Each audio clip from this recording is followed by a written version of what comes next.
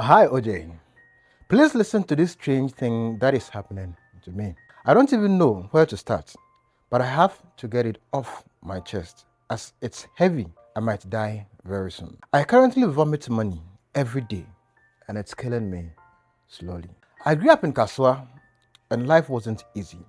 My family struggled to make ends meet, and I swore to myself I wouldn't end up like my parents. My mom was beautiful, but she was married to a man, my dad, who couldn't provide for the family.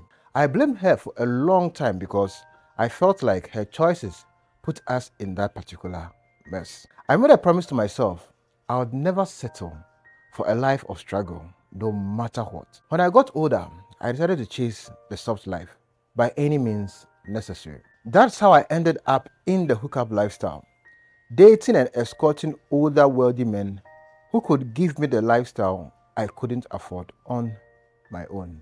Judge me if you want, OJ, but until you faced poverty the way I have, you won't understand.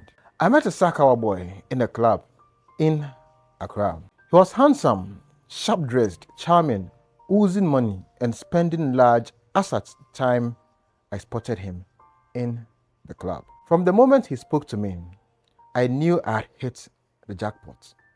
Within days, he bought me an iPhone, transferred $10,000 to my account, and told me he wanted to take care of me. I felt like I was living a dream. But this guy had his conditions. He wanted exclusivity, no other men, and he didn't believe in condoms. I need to feel you, he would say in a smile that burns into my memory. At first, I hesitated. I knew the risks: STD, pregnancy, but the promises, a car, more money, were too tempting.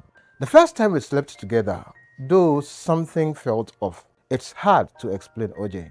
The vibe shifted the moment we were alone. His touch felt cold, literally cold and distant. Then, during the sex, I saw something I would never forget. It's at this point that I would ask that you subscribe to the channel, share a comment, and like the story, because that is the only way you encourage me to bring you more stories and confessions. Please subscribe. Let's go. As I glanced down, I swear I saw a small snake coil around his manhood. It was licking under me. I froze. I thought maybe I was drunk or hallucinating. But when I blinked, it was gone. I didn't see anything. I didn't want to sound crazy.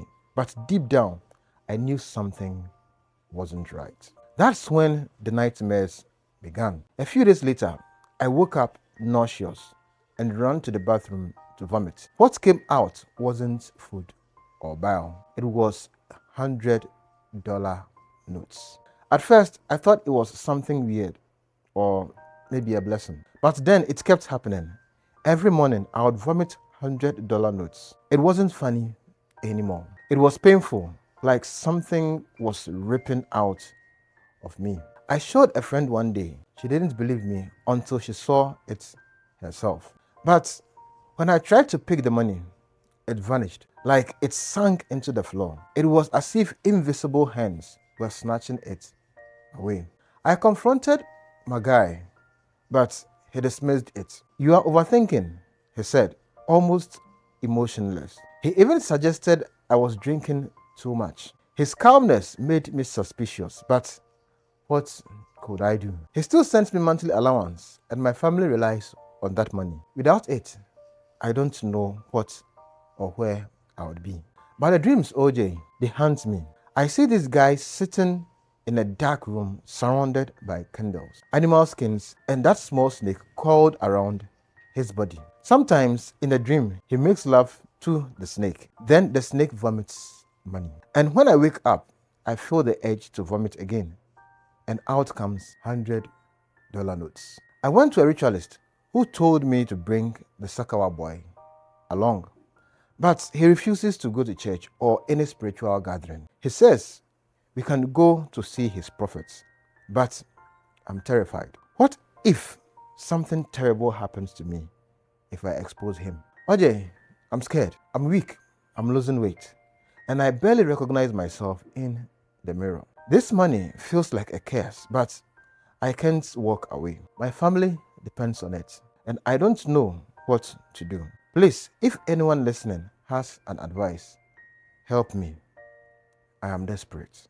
Here's a stranger confession on how MPs are using young girls for rituals to sustain their political position. Politics, what it can do to us.